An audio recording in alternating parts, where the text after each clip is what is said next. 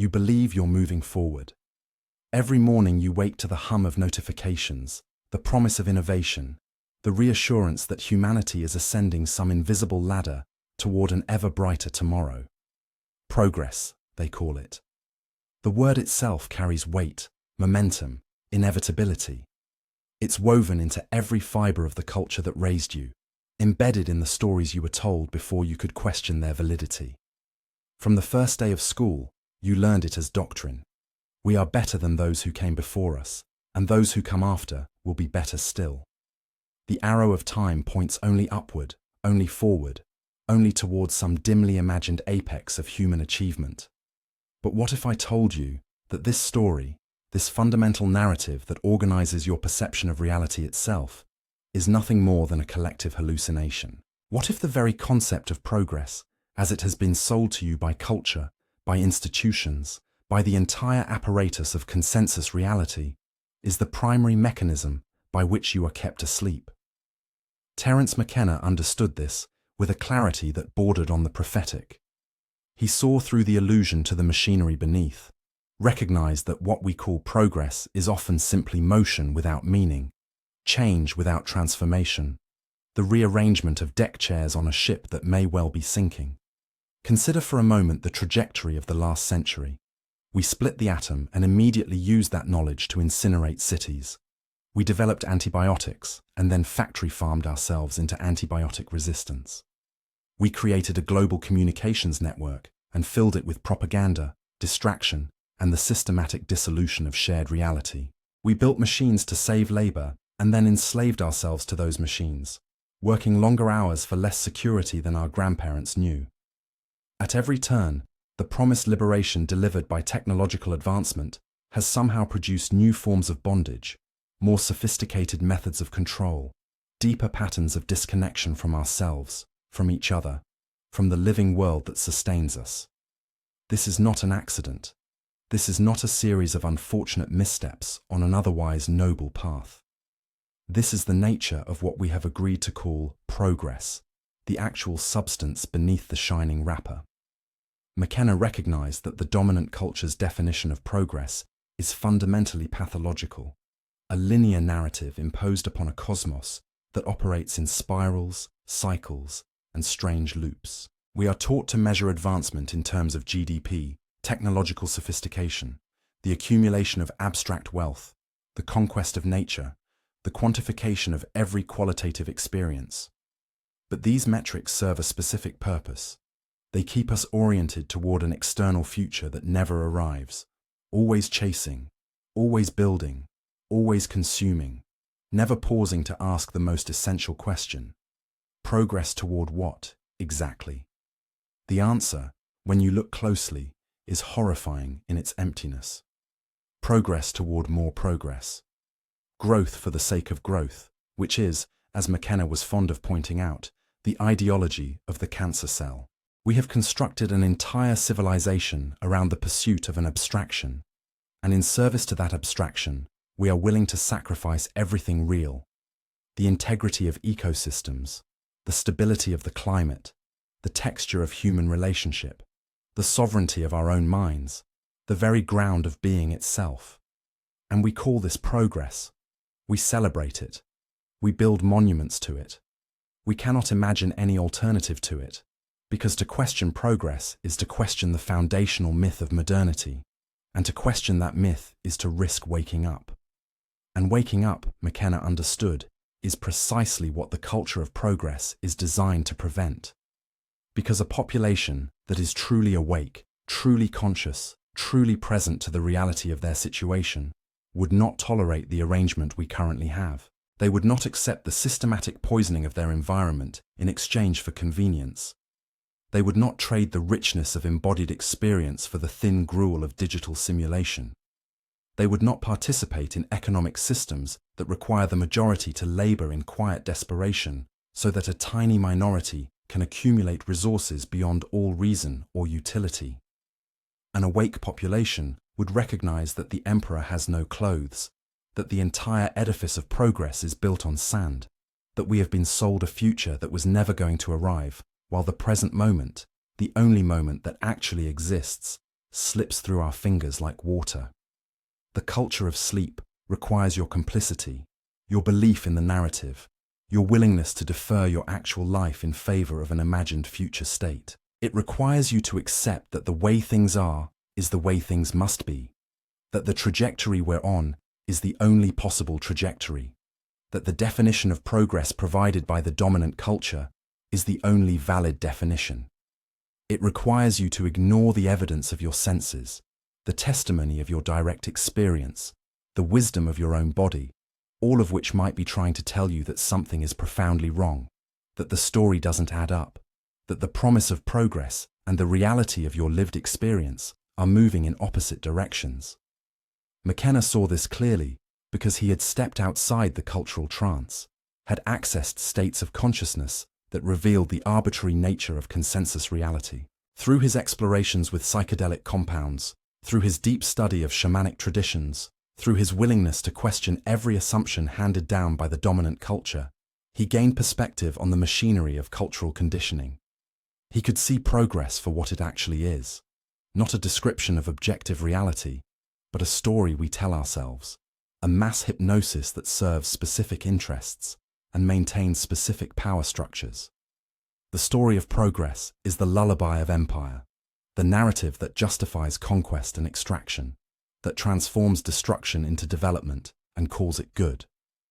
But here's what makes this particularly insidious. You cannot simply opt out of the story while remaining embedded in the culture that the story generates. The illusion of progress is not just an idea you can choose to reject intellectually. It is the water you swim in, the air you breathe, the lens through which you have been trained to perceive reality itself.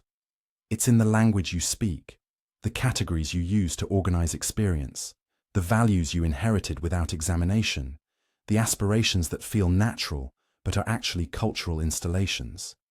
To see through the illusion of progress is to begin the slow, difficult work of deprogramming yourself from a lifetime of conditioning. And the culture does not make this easy, because the culture needs you to believe. It needs you to believe that your exhaustion is temporary, that your alienation is personal rather than systemic, that the solution to the problems created by progress is more progress, faster progress, better progress. It needs you to believe that the crisis is always somewhere else, always in the future, always something that technology or innovation or human ingenuity will eventually solve if we just keep moving forward at sufficient speed. It needs you to believe that there is no alternative, that to question progress is to advocate for regression, as if the only two possibilities were blind acceleration or return to some imagined past. This binary is itself part of the trap. McKenna proposed something radically different. Not progress forward into an imagined future, and not regression backward into a romanticized past, but a spiraling return to modes of consciousness and ways of being that modern culture has systematically suppressed. He called the compulsion to constantly improve, constantly achieve, constantly move forward, loses some of its grip. You become able to ask different questions. What if the point is not to progress, but to deepen? What if we are not moving towards something but being called to remember something? What if the crisis of our time is not that we haven't progressed far enough, but that we have progressed too far in the wrong direction? And what's required now is not acceleration, but transformation, not innovation, but initiation, not more of the same, but something genuinely other. These questions are dangerous to the culture of sleep because they threaten the entire framework. They suggest that perhaps the problem is not insufficient progress, but the concept of progress itself, at least as it has been defined and deployed by the dominant culture. They open up the possibility that we have been asking the wrong questions, pursuing the wrong goals, measuring ourselves against the wrong standards. They hint at the existence of dimensions of being that cannot be accessed through technological advancement or economic growth, dimensions that require something more like surrender than conquest, more like remembering than discovering, more like awakening than achieving. The machinery of progress requires your consent, but it does not ask for it directly. Instead, it manufactures that consent through 1,000 subtle pressures, a constant ambient messaging that shapes your desires before you are conscious of having them. You want the new thing because the culture has taught you to associate newness with betterness, To believe that this year's model is inherently superior to last year's, that the next version will finally deliver the satisfaction that the current version promised but failed to provide. This is the treadmill of progress translated into the personal realm, the same empty logic of perpetual advancement now operating in your pocket, your closet, your very identity. McKenna understood that this is not merely consumerism or capitalism or any specific economic arrangement, though those systems certainly exploit and amplify the pattern. This is something deeper, something more fundamental to the way modern consciousness has been structured. We have been taught to experience time itself as a medium of progress, to understand our own lives as narratives of development and improvement, to feel shame when we are not advancing, when we are simply being, when we dare to exist in the present moment without justifying that existence through contribution to some future state. The past is something to overcome. The present is something to endure. Only the future is real. Only the future matters. And the future is always defined by progress toward goals that were installed in you by the culture itself. This temporal distortion is one of the primary mechanisms of the trance. When you are constantly oriented toward a future that never arrives, when your attention is perpetually focused on what comes next, rather than what is actually happening now, you are effectively absent from your own life. You are living in a simulation of progress, rather than in the reality of being. And this absence is not a bug in the system, it is the system's core functionality. Because a population that is present, that is actually here in the moment of experience, might notice what is being done to them, might recognize the cost of what we call progress, might refuse to participate in arrangements that require their own diminishment. Consider the way you experience a single day. How much of it is actually spent in direct encounter with reality, and how much is mediated through devices designed to feed you a curated stream of content that keeps you perpetually stimulated but never satisfied? How much of your attention belongs to you, and how much has been colonized by systems engineered to convert your consciousness into data and your data into profit? The average person now spends more time looking at screens than sleeping, more time consuming content than creating anything, more time in virtual environments than in direct relationship with the living world. And we call this progress. We celebrate the fact that you can now carry the entire accumulated knowledge of humanity in your pocket, conveniently ignoring that what you actually carry in your pocket is an attention extraction device that has turned your mind into a resource to be harvested. McKenna saw this coming decades before smartphones and social media made it obvious. He understood that the trajectory of technological development, far from liberating human consciousness, was creating increasingly sophisticated mechanisms of control, not through overt force, which would generate resistance, but through seduction, through the promise of convenience and connectivity and access, through making the cage so comfortable that you would not want to leave it, even if the door were opened. The genius of the progress trap is that it makes its prisoners into volunteers, makes them advocate for their own imprisonment, makes them unable to imagine any alternative to the arrangement, because the arrangement has so thoroughly colonized their capacity to imagine. This is why the question, progress toward what, is so threatening to the system. Because if you actually pause to examine the trajectory we are on, if you look honestly at where this is leading rather than accepting the story you have been told about where this is leading, the conclusion is inescapable. We are not progressing towards some glorious techno-utopian future. We are progressing toward the systematic elimination of everything that makes human life meaningful, everything that cannot be quantified or monetized or reduced to data. We are progressing toward a world in which every experience is mediated, every relationship is transactional, every moment of consciousness is interrupted by the demands of systems that have no interest in your flourishing, except insofar as your flourishing serves their expansion. The culture of progress promises you agency, while systematically eliminating the conditions that make genuine agency possible. It promises you connection, while destroying the social fabric that enables real relationship. It promises you knowledge while drowning you in information that has been weaponized against your capacity for understanding. It promises you freedom while constructing a panopticon of surveillance that would have been unimaginable to previous generations. And at every stage, It tells you that this is progress, that this is improvement, that any problems created by the last innovation will be solved by the next innovation, that the solution to the crisis of meaning created by technology is more technology, better technology, faster technology. McKenna called this the acceleration into hyperspace, but he meant it with a sense of warning that has been largely lost as the phrase has been appropriated and sanitized. We are accelerating, yes, but we are accelerating toward a singularity that may not be the transcendent merger with machine intelligence that the techno-prophets promise.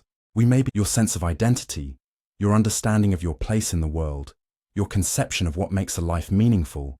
All of these have been shaped by the narrative of progress. To question that narrative is to question yourself, and the self does not enjoy being questioned. This is where McKenna's emphasis on the psychedelic experience becomes crucial. Not because psychedelics are some magical solution to the problem of cultural conditioning, they are not, but because they offer a technology for temporarily suspending the default mode network, for interrupting the habitual patterns of thought that keep you locked into consensus reality. In that interruption, in that space of radical openness, it becomes possible to see the arbitrary nature of the categories and narratives that normally feel like objective features of reality itself. You can see that progress is not a law of nature, but a story, not destiny but decision, not inevitable but constructed. But here is what the psychedelic experience also reveals, and what McKenna emphasized repeatedly. The alternative to the culture of progress is not chaos or regression or the collapse of all meaning. The alternative is a different kind of order, a different way of organizing experience, a different relationship to time and change and development. Indigenous cultures, shamanic traditions, the pre-modern worlds that our culture dismisses as primitive, these were not lacking progress because they had failed to discover it. They were pursuing different goals, asking different questions, measuring success by different standards. They were interested in sustainability rather than growth, in balance rather than conquest, in deepening relationship rather than expanding control. From the perspective of modern culture, these alternatives look like stagnation. From the perspective of those cultures, modern progress looks like a collective psychosis, a death drive dressed up in the language of advancement. And McKenna suggests that the indigenous perspective might be the more accurate one, that what we call progress might actually be regression from modes of consciousness and ways of being that were more sophisticated, more integrated, more wise than what we have constructed to replace them. Not more technologically advanced, certainly, but more evolved in the only sense that actually matters, more capable of sustainable relationship with the cosmos that births and sustains all life. This is not an argument for abandoning all technology or pretending that modernity has produced nothing of value. This is an argument for examining the story we tell about technology, for questioning whether the trajectory we are on is actually taking us where we want to go, for considering the possibility that we might need to radically redefine what we mean by progress before we progress ourselves into extinction. Because that is the stakes now, not in some distant future, but in the lived present of ecological collapse and social disintegration, and the systematic erosion of the conditions that make human flourishing possible. The dangerous illusion of progress is dangerous precisely because it prevents us from seeing the danger we are in.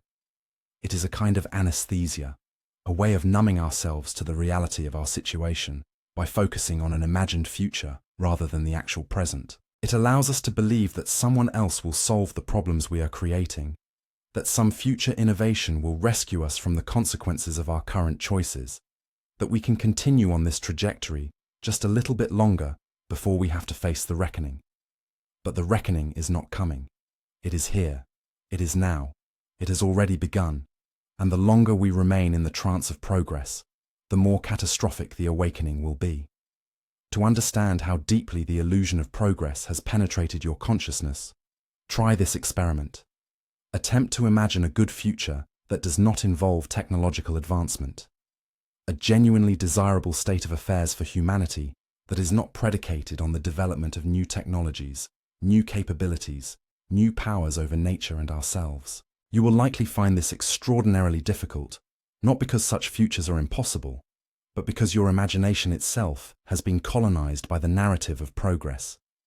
You have been trained to associate the good with the new, the desirable with the advanced, the meaningful with the innovative. The possibility of a rich, fulfilling human life that is not oriented toward perpetual advancement has been systematically deleted from your conceptual repertoire. This deletion is not accidental. It is the result of what McKenna identified as a sustained campaign by the dominant culture to eliminate alternative ways of being and knowing from the field of possibility. The conquest of indigenous peoples was not merely a matter of military domination and economic exploitation. It was also an epistemic conquest, the systematic destruction of worldviews that did not conform to the European model of linear progress. Shamanic knowledge was demonized as superstition. Animistic relationships with the natural world were dismissed as primitive. Cyclical conceptions of time were replaced with linear ones. Any culture that did not organize itself around the project of perpetual advancement was deemed backward, inferior, suitable only for colonization or elimination.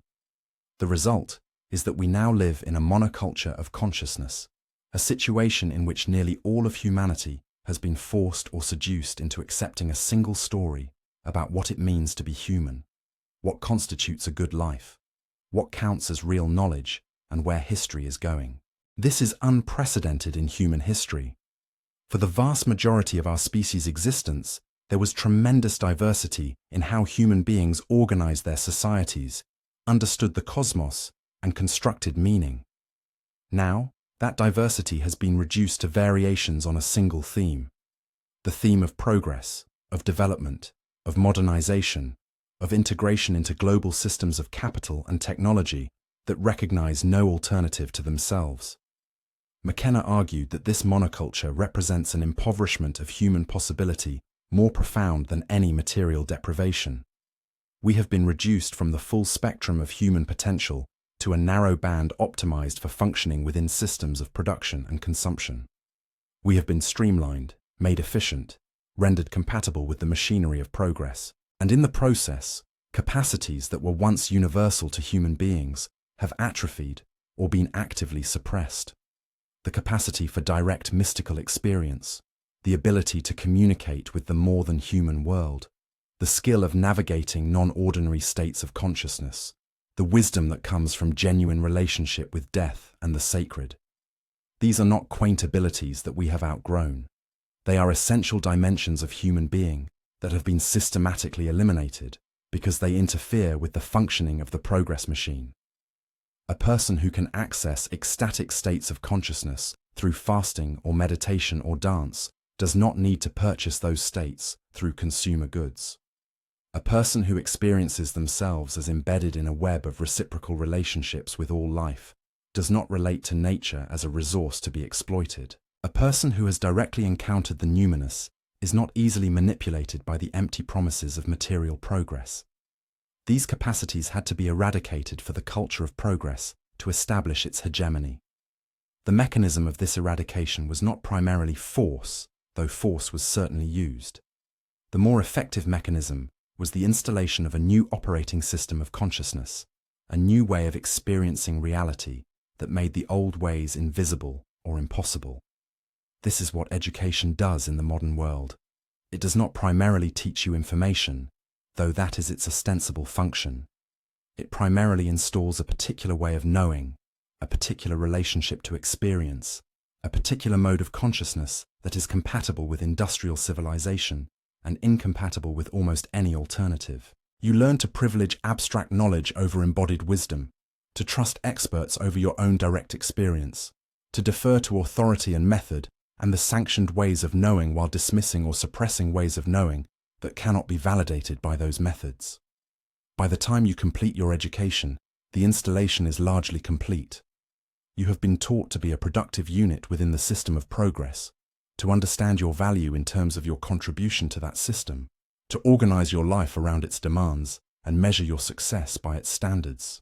You have been taught to mistrust your own perceptions if they conflict with consensus reality, to interpret any dissatisfaction with the arrangement as personal failure rather than recognition of systemic dysfunction, to always seek solutions within the existing framework rather than questioning the framework itself. You have been made into a believer in progress, and like all believers, you will defend the faith even against the evidence of your own experience. This is why awakening from the culture of sleep is so profoundly disorienting. It is not merely a matter of learning new information or adopting different ideas. It is a fundamental restructuring of consciousness, a dismantling of the operating system that has been running your perception and cognition since childhood. It requires you to question assumptions so basic that you did not know you were making them, to see through narratives so pervasive that they appeared to be features of reality rather than stories imposed upon reality. It requires you to rebuild your understanding of what is real, what is possible, what is desirable, what is meaningful, all while continuing to function within a culture that is deeply invested in you not doing this work. McKenna spoke often about the difficulty of this process, the loneliness of seeing through the dominant narrative while everyone around you continues to inhabit it. He used the metaphor of the person who has taken off the rose-colored glasses while everyone else is still wearing them. You can see that the world is not actually rose-colored, but when you try to point this out, people think there is something wrong with your vision rather than something wrong with the glasses. They cannot imagine that their perception might be distorted because the distortion is all they have ever known. The illusion is consensus reality, and consensus reality has enormous inertia, enormous power to maintain itself, enormous capacity to punish or pathologize those who deviate from it. But the glasses are cracking now. The narrative of progress is becoming harder to maintain as the gap widens between what it promises and what it delivers. We were told that progress would bring prosperity, but prosperity for whom? We were told that development would lift all boats, but the tide has gone out and revealed that most people are not in boats at all, but are clinging to wreckage. We were told that technology would free us from drudgery, but we are working more hours for less security, while the fruits of productivity flow upward to an ever smaller elite. We were told that economic growth would continue forever, but we are discovering that infinite growth on a finite planet is not innovation, but cancer. The cracks in the narrative are where the light gets in. They are the openings through which alternative possibilities become visible, through which different stories can be told, through which new ways of being can emerge. Or rather, through which old ways of being, ways that predate the culture of progress and may outlast it, can be remembered and reconstituted for a very different world than the one those ways originally inhabited. This is what McKenna meant by the archaic revival, not a literal return to the past, which is impossible, but a recovery of modes of consciousness that the cult of progress has suppressed, and a bringing of those modes into creative relationship with the crisis of the present. This is delicate work, this surgery on consciousness. It requires tremendous discernment to distinguish genuine recovery of lost wisdom from mere romanticism about the past, to separate the useful from the obsolete, to honor indigenous knowledge without appropriating it, to learn from pre-modern lifeways without pretending that we can or should simply adopt them wholesale. The situation we face is unprecedented. No previous culture has had to navigate the complexities of extracting itself from a global system of techno-industrial civilization that has rendered the planet partially uninhabitable. We cannot simply return to an earlier state because there is no earlier state to return to. The world has been transformed, and we are going to have to find our way forward through territory that has never been mapped. But here is what makes this particularly challenging. The tools we have been given for navigating complexity are themselves products of the culture of progress, are themselves implicated in the crisis, are themselves potentially inadequate to the task at hand. Our methods of analysis, our ways of organizing information, our protocols for decision-making, all of these emerge from a worldview that has produced the problems we are now facing. Can the tools of progress solve the problems created by progress? Or do we need a fundamentally different toolkit, different ways of knowing and being and doing that do not arise from the same root pathology that produced the crisis? McKenna's answer was unequivocal. We need different tools, different modes of consciousness, different relationships to knowledge and power, and the more than human world. We need to recover capacities that have been dormant or suppressed. We need to remember how to listen to dimensions of reality that the culture of progress has taught us to ignore. We need to re-establish reciprocal relationships with the systems that sustain life, rather than continuing to relate to them as resources to be extracted. And we need to do all of this rapidly, because the trajectory we are on is not sustainable, and the window for changing course is closing. This is not pessimism. This is realism. The dangerous illusion of progress has created a situation in which we are simultaneously the most powerful and the most vulnerable that human beings have ever been. We have godlike capabilities to reshape the material world, but we are deploying those capabilities with the wisdom of children playing with matches in a house full of dynamite. We have created systems of such complexity that no one actually understands them, systems that are now beginning to fail in cascading and unpredictable ways. And our response to these failures is to double down on the same approach that produced them. More technology, more complexity, more faith that progress will save us from the consequences of progress. The most insidious aspect of the progress illusion is not that it makes false promises about the future, but that it systematically destroys your capacity to recognize when those promises have failed. You have been equipped with a remarkable psychological mechanism that transforms every failure of progress into an argument for more progress. When the new technology doesn't deliver the advertised benefits, the problem is not with the technological paradigm, but with insufficient development. We simply need the next generation, the next iteration, the next upgrade. When economic growth produces inequality and instability, the solution is more growth, distributed differently perhaps, but never questioning growth itself. When rationality and scientific method fail to solve the problems they claimed they would solve, the answer is more rigorous application of rationality and method, never questioning whether those tools might be fundamentally inadequate to the dimensions of reality they are being asked to address. This is the hermetically sealed logic of the progress trap. Every outcome gets interpreted through the framework that produced it, and the framework is never questioned, because to question it is to step outside the only interpretive system you have been given. McKenna recognized this as a form of intellectual imprisonment more complete than any physical restraint, because the prisoner does not know they are imprisoned, does not desire escape, and would resist any attempt to liberate them because they have mistaken their cell for the entire universe. Consider how this plays out in your relationship to technology. You carry a device that tracks your location, records your communications, monitors your habits, and feeds you a constant stream of engineered stimulation designed to keep you in a state of perpetual partial attention. You know, at some level, that this device is not making you happier, is not improving the quality of your relationships, is not enhancing your capacity for deep thought or meaningful experience.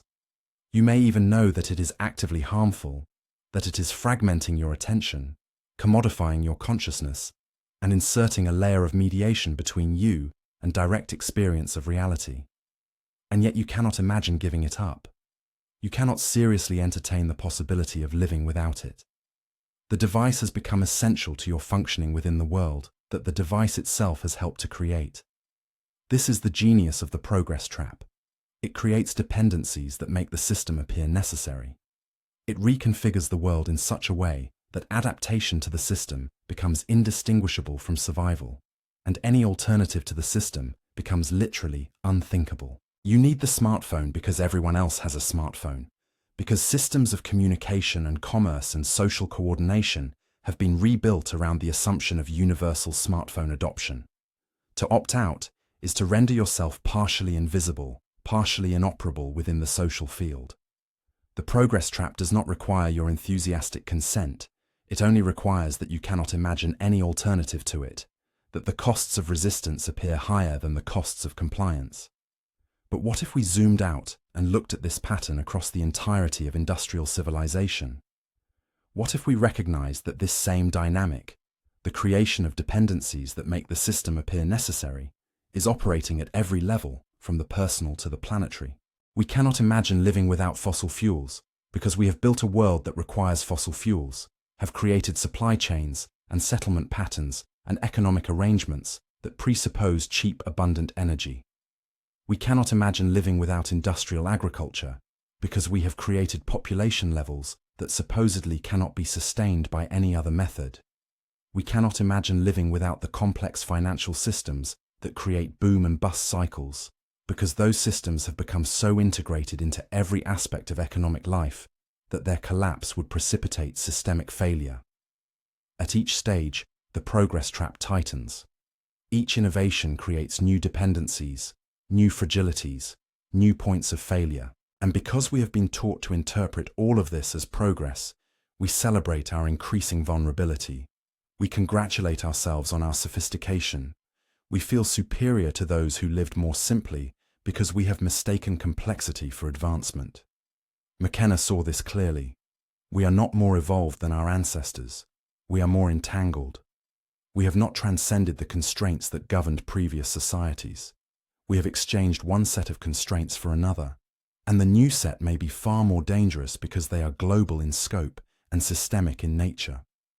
The myth of progress requires you to believe that we have liberated ourselves from nature, that human beings have somehow transcended our animal origins and become something other, something exempt from the laws that govern all other life. This is pure delusion, a story we tell ourselves to justify the violence we commit against the systems that sustain us. We have not escaped nature.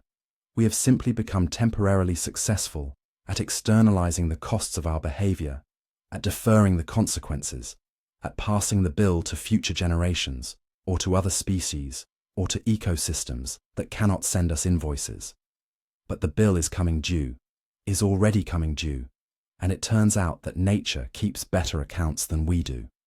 McKenna understood that the ultimate consequence of the progress illusion would be a reckoning with reality, a moment when the gap between the story and the truth becomes so large that the story can no longer be maintained. We are entering that moment now. The promise of perpetual growth is colliding with the finite nature of the planet. The belief in technological salvation is colliding with the reality that many of our problems are not technical, but spiritual, not engineering challenges, but meaning crises, not puzzles to be solved, but paradoxes to be lived. The faith that we can manage and control complex systems is colliding with the discovery that those systems have emergent properties that defy prediction and management. This collision produces enormous anxiety, enormous cognitive dissonance, because it threatens to invalidate the entire framework through which modern people understand themselves and their place in the world. If progress is not inevitable, if technology cannot save us, if growth cannot continue indefinitely, then what? How do we make sense of our lives? What becomes of the sacrifices we have made in service to the future? What meaning can we extract from modernity if modernity itself is revealed to be a dead end? These are the questions that the culture of sleep cannot allow you to ask, because to ask them is to begin waking up, and the culture requires your sleep. It requires your belief in the narrative, your participation in the systems, your willingness to keep building the future even as the present collapses around you. It requires you to ignore the evidence of your senses, the testimony of your direct experience, the growing intuition that something is profoundly wrong. It requires you to have faith, and make no mistake, the belief in progress is a faith, a religion more powerful than any of the religions it claims to have replaced. The faith in progress has its own eschatology, its own vision of the end times. Instead of a second coming or a final judgment, we have the singularity, the moment when artificial intelligence becomes superintelligent and either delivers us into a techno-utopia or destroys us entirely. Instead of heaven and hell, we have the promise of life extension technologies that will allow the elect to live forever, while the damned suffer the indignity of mortality. Instead of divine providence, we have the invisible hand of the market, supposedly guiding everything toward optimal outcomes, if only we have sufficient faith and do not interfere with its mysterious workings. McKenna was particularly scathing about the singularity narrative, recognizing it as a secularized version of rapture theology, a way for people who consider themselves rational and scientific to indulge in apocalyptic fantasies without admitting that's what they're doing. The singularity allows you to believe that human effort and wisdom are becoming irrelevant, that some force beyond ourselves, in this case, artificial intelligence rather than divine intervention, will shortly arrive to transform everything. It allows you to abdicate responsibility for the present by fixating on a transformative future that may never arrive. It is, in short, another version of the progress trap, another way that the culture of sleep keeps you asleep. What McKenna proposed instead was a different kind of eschatology, one rooted not in faith, but in experience, not in abstract speculation about technological futures, but in direct encounter with the transcendental dimension of reality that is available here and now if you know how to access it. He spoke of the transcendental object at the end of time, but this was not a thing that exists in the future waiting to be reached through progress. It was a way of talking about the omega point, the attractor at the end of history, the telos toward which all being is drawn, and which is simultaneously the origin and the destination, the alpha and omega, the thing that is pulling us forward through time, and yet exists outside of time entirely. This is not easy to grasp from within the linear temporal framework that the culture of progress imposes. It requires a different topology of time, a different understanding of causality, a recognition that the future is not simply what comes after the present, but is in some sense acting upon the present, calling it into being, organizing events according to patterns that can only be understood retrospectively. McKenna drew on Whitehead and Teilhard de Chardin here, but he also drew on his own experiences in altered states, experiences that revealed time itself to be far stranger and more malleable than consensus reality admits. The danger of the progress illusion is that it traps you in a false temporality, a linear conception of time that obscures the actual structure of becoming. It makes you believe that causality only flows in one direction, from past to present to future, and that the way to affect outcomes is to manipulate present causes to produce desired future effects.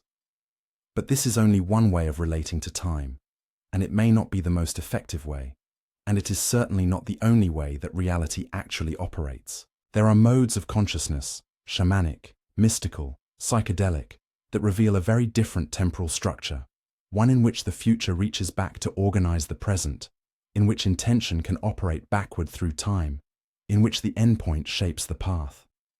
When you begin to suspect that progress might be an illusion, that the forward motion you have been taught to perceive and pursue might be lateral movement at best and regressive spiraling at worst, you face a crisis of meaning that the culture has no resources to help you navigate. Because the culture's answer to every crisis of meaning is more progress. Feeling empty? Pursue a more advanced degree, a better job, a higher income. Feeling disconnected?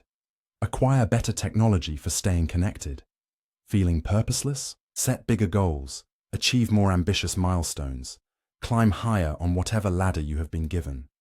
The solution is always forward, always upward, always more. The possibility that the problem might be the directionality itself, that the crisis might be intrinsic to the paradigm rather than a failure to properly implement it, this possibility is systematically excluded from view. McKenna recognized that this exclusion is not accidental, but essential to the perpetuation of the culture of sleep. A population that is questioning the fundamental orientation of civilization is a population that has become ungovernable by the metrics and incentives that currently organize social life. Such a population might refuse to participate in arrangements that require them to trade their time, their attention, their very life energy for the privilege of survival within a system that is manifestly dysfunctional. They might opt out of consumer culture, reject the mandate for perpetual growth, withdraw their consent from institutions that claim authority but have lost legitimacy. They might, in other words, wake up, and a population that is awake is the greatest threat to any system that relies on sleep.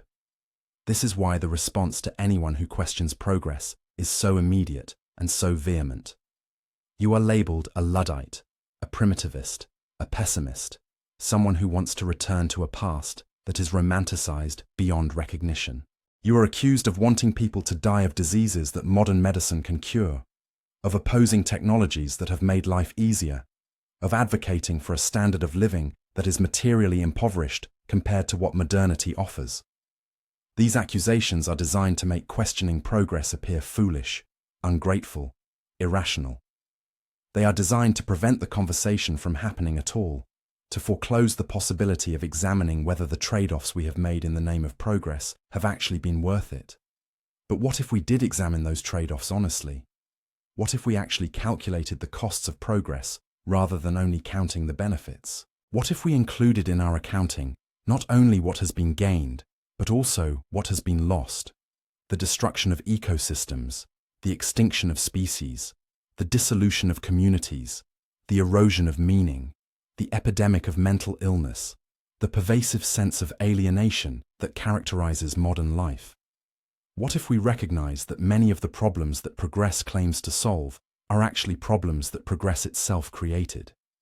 We have medical technologies that can extend life, yes, but we also have environmental toxins and stressful working conditions and social isolation that cause diseases that were rare or non-existent in pre-industrial societies.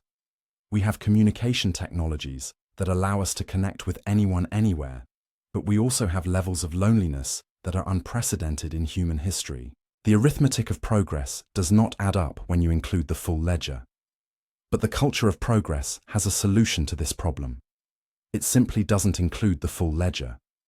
It externalizes the costs, makes them invisible, assigns them to categories that don't appear in the official accounting. Ecological destruction is not counted as a cost of economic growth. It is either ignored entirely or treated as a separate problem that can be solved by, you guessed it, more growth, more technology, more progress. The spiritual emptiness that haunts modernity is not recognized as a consequence of the modern paradigm. It is pathologized as individual dysfunction, treated with pharmaceuticals that are themselves products of the progress machine, prescribed by experts whose training and livelihood depend on not questioning the machine itself. McKenna saw through this sleight of hand, recognized that the costs of progress are not incidental but intrinsic, not bugs but features. The progress machine requires the destruction of the old to make way for the new. It requires the liquidation of stable communities and lifeways to create mobile labor forces. It requires the erosion of meaning to create existential anxiety that can be temporarily alleviated through consumption. It requires the production of desires that cannot be satisfied, problems that cannot be solved, crises that justify ever more intervention by the systems that created the crises in the first place. This is not conspiracy. This is simply how the system operates, how it perpetuates itself, how it grows and expands and colonizes ever more of reality. To see this is to see that you cannot reform the progress machine from within its own logic. You cannot make it sustainable or humane or oriented toward genuine flourishing, because those goals are incompatible with its fundamental nature. The machine exists to perpetuate itself, to grow, to expand, to convert everything it touches into more machine. It has no telos beyond its own perpetuation, no value beyond its own expansion, no purpose beyond the continuation of the process. It is, as McKenna noted, a runaway process, an autopoietic system that has achieved a kind of life of its own and is now pursuing its own survival and reproduction with no regard for the consequences to the human and more than human communities caught in its gears. This is a difficult realization to integrate because it suggests that much of what you have been taught to value, much of what you have invested your life in, much of what gives structure and meaning to your existence within modern culture, is part of a system that is fundamentally pathological. It suggests that you are, however unwillingly, complicit in a civilizational project that is destroying the conditions for life on this planet. It suggests that there is no innocent position from within modernity, no way to participate in industrial civilization without also participating in its violence, its extraction, its systematic transformation of the living world into dead commodities. But McKenna was not counseling paralysis or despair in the face of this realization. He was counseling awakening, action, resistance, the creation of alternatives. He was saying that once you see through the illusion, once you recognize that progress is not destiny but decision, you become responsible for a different kind of work. Not the work of accelerating the machine or making it more efficient, or helping it colonize the next frontier, but the work of imagining and enacting different ways of being, different relationships to the world, different stories about what it means to be human, and what constitutes a life well lived. This is the work of culture making in the deepest sense, the work of midwifing new forms of consciousness into being, new social arrangements, new technologies in the true sense of that word, which is not gadgets and apps but techne, the knowledge of how to make things, how to live, how to be in right relationship with the world. It is the work of the archaic revival, the recovery of wisdom that predates the progress illusion and may be essential to navigating beyond it. It is the work of weaving together the best of what modernity has produced, its insights, its knowledge, its genuine achievements, with modes of consciousness and ways of knowing that the modern project systematically suppressed. This is not easy work. It requires you to live in a profound tension, to exist simultaneously within the culture of progress, because you cannot entirely extract yourself from it while it still structures the basic conditions of life, and outside of it, maintaining some part of yourself that is not colonized by its narratives and imperatives. It requires you to develop what McKenna called a cognitive dissidence, a capacity to think thoughts that the culture cannot think, to ask questions that the culture cannot answer, to perceive dimensions of reality that the culture has rendered invisible. It requires you to become, in a sense, bilingual, fluent in the language of progress, so that you can navigate within consensus reality, but also fluent in other languages, older languages, languages that speak of connection rather than conquest, being rather than becoming, sufficiency rather than excess. It requires you to cultivate dual consciousness, to be able to see the world through the eyes of modernity and also through eyes that are not modern, that remember or have recovered ways of seeing that the modern project tried to eliminate. This is shamanic work in McKenna's understanding of that term. The shaman is the one who can move between worlds, who can traverse the boundaries that normally separate consensus reality from other dimensions of experience. In traditional societies, the shaman went into the spirit world and brought back healing, knowledge, power for the benefit of the community. In our context, the shamanic task is to go into the cultural unconscious, into the dimensions of reality that progress has suppressed, and bring back the resources we need to navigate the crisis that progress has created. But the shaman is always an ambiguous figure, always somewhat outside the community, always a little suspect, a little dangerous, because they traffic with forces and dimensions that normal society prefers to ignore. To take up this work is to accept a certain marginality, a certain estrangement from the mainstream of culture. You will not be celebrated by the guardians of progress. You will not receive awards or tenure or recognition from the institutions that progress has built.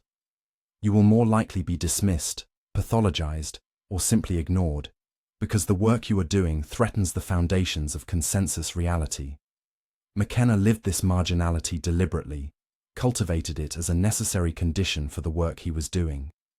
He understood that you cannot critique the culture of progress from within its centers of power, cannot speak truth about the paradigm while being funded and legitimated by institutions whose existence depends on maintaining that paradigm. You have to be willing to occupy the edges, to speak from the margins, to accept that your message will be distorted or dismissed by those who are still fully invested in the dream of progress. But he also understood that the margins are where the new emerges, where the future is being born, where the alternatives to the dominant paradigm are being imagined and experimented with. The center is always conservative, always invested in maintaining what is, always hostile to genuine novelty.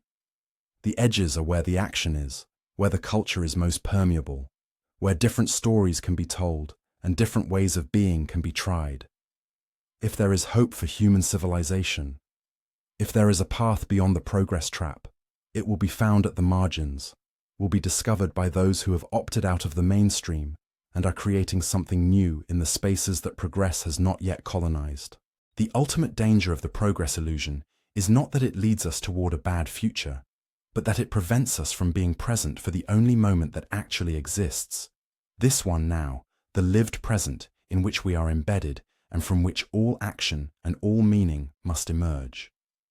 The future that progress promises is a phantom, an abstraction that can never be reached because by the time you arrive at any given future, it has become the present, and the present is always inferior to the imagined future, always insufficient, always a disappointment that sends you chasing after the next future and the next and the next in an endless deferral of actual life. McKenna understood this as a kind of temporal displacement, a way that culture has taught us to be always somewhere other than where we are. We are taught to live in anticipation rather than presence, in planning rather than experience, in becoming rather than being. The present moment is rendered invisible, insubstantial, merely a platform from which to launch toward the future. But the present moment is all there is. It is the only place where life happens, where meaning is made, where genuine encounter with reality occurs. To be always oriented toward the future is to be always absent from life, always missing the actual in favor of the imagined. This is why the culture of progress produces such profound alienation and anxiety. You are exiled from the present moment, from your own experience, from the ground of being itself. You are taught to experience your current state as inadequate, as something to be overcome, as a problem to be solved through future achievement. You are never allowed to simply be, because being is unproductive, does not contribute to growth, does not advance the project of progress. You must always be becoming, always striving, always moving towards some goal that recedes as you approach it. This is a recipe for existential exhaustion, for a life spent in perpetual dissatisfaction, for the eternal disappointment that characterizes modernity. The antidote to this temporal displacement is presence, but presence is precisely what the culture of progress makes almost impossible to achieve. Every aspect of your environment is designed to pull you out of the present moment. Your devices interrupt you constantly with notifications. Your work demands that you plan for the future and worry about deadlines. Your entertainment is engineered to be just stimulating enough to hold your attention, but not engaging enough to demand your full presence. You are kept in a state of distraction, your attention fragmented across multiple streams of input, your consciousness colonized by the demands of systems that have no interest in your actually being here, fully present, aware of what is happening. To reclaim presence in this context is an act of resistance, a refusal to participate in the temporal order that progress imposes. It is to say that this moment, right now, is sufficient, that you do not need to become anything other than what you are, that the meaning you are seeking is not in some imagined future, but in the depths of this present, if you can learn to attend to it fully. This is what contemplative practices are for, what meditation and mindfulness and all the technologies of presence are attempting to cultivate. They are trying to restore your capacity to be here, now, to directly encounter reality rather than living at second hand through concepts and plans and memories and anticipations. But even these practices can be co-opted by the progress machine. Meditation becomes another thing to achieve, another skill to master, another way to improve yourself. Mindfulness becomes a productivity tool, a way to reduce stress so that you can work more efficiently. The language of presence is appropriated and deployed in service of the very systems that make presence impossible. This is how insidious the progress illusion is.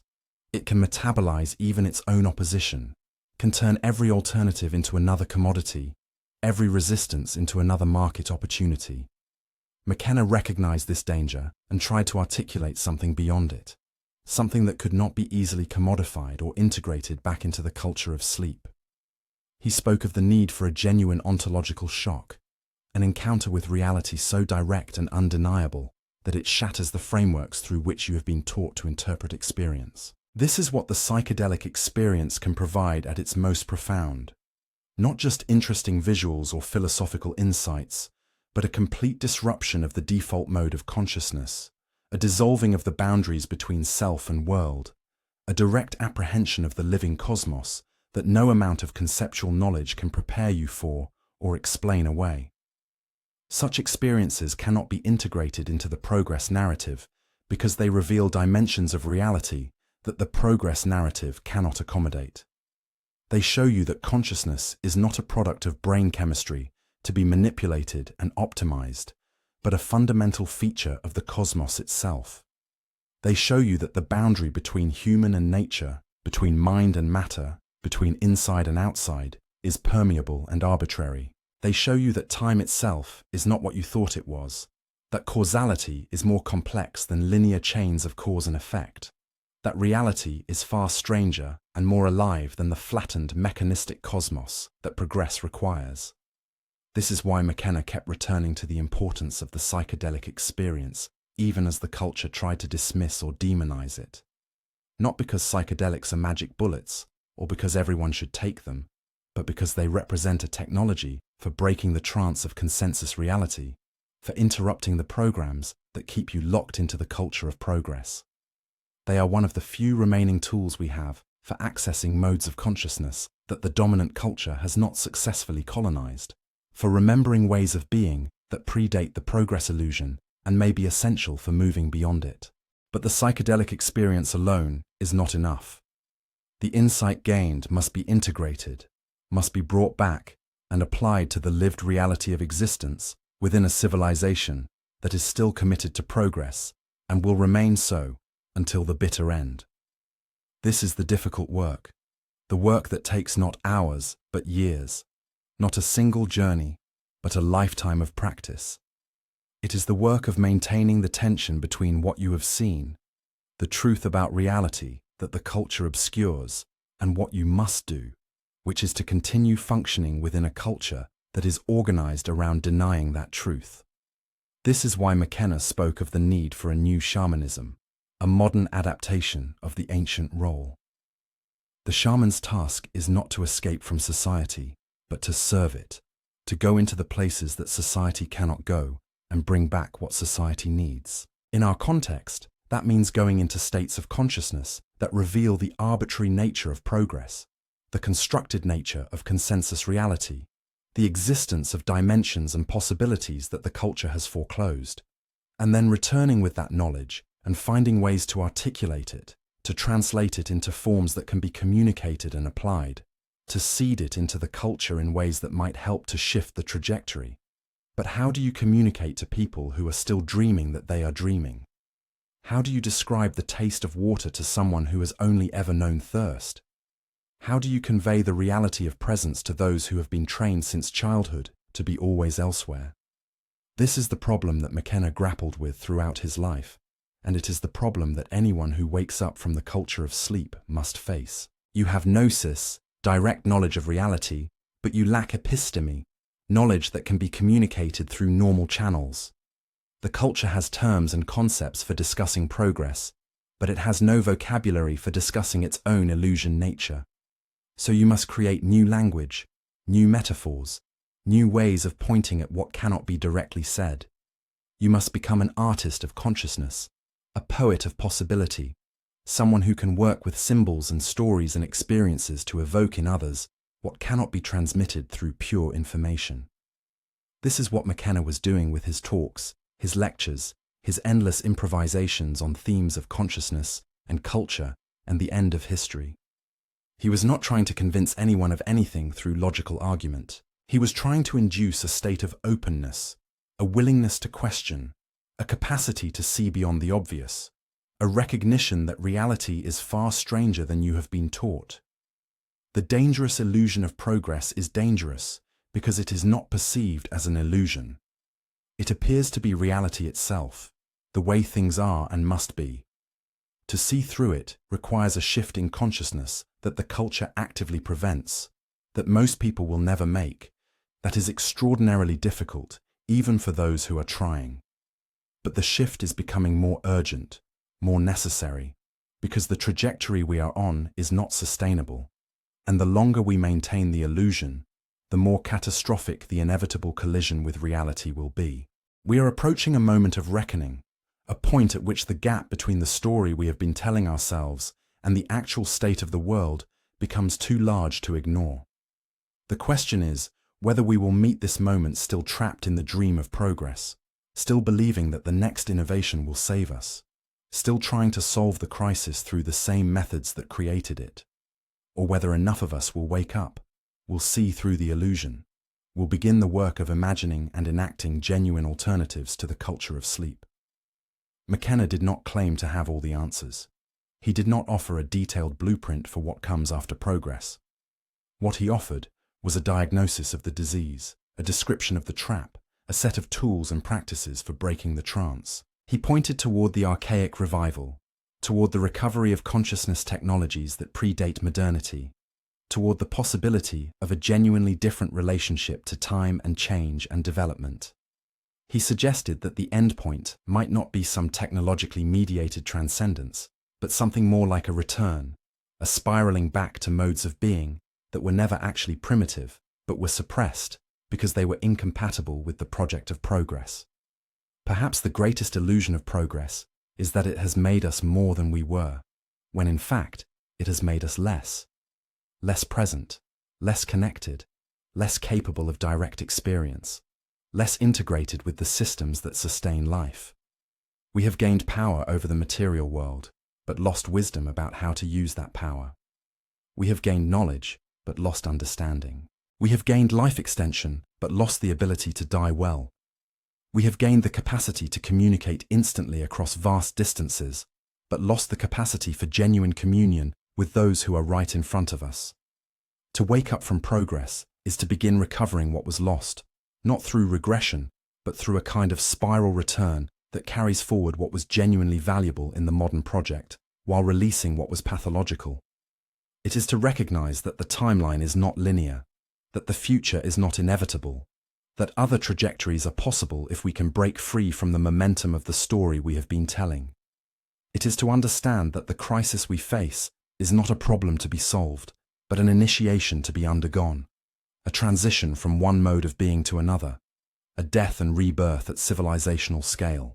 McKenna believed we were capable of this transition, but only if we could wake up in time, only if enough of us could see through the dangerous illusion before it was too late. He knew the odds were not good. He knew that cultures generally do not wake up, that they ride their trajectories all the way to the end, that collapse is more common than transformation. But he also knew that the future is not written, that novelty is real, that the universe is more creative than any model of it, and that human consciousness, for all its limitations, contains within it the capacity for genuine awakening, genuine change, genuine encounter with the real that lies beyond all our stories about reality.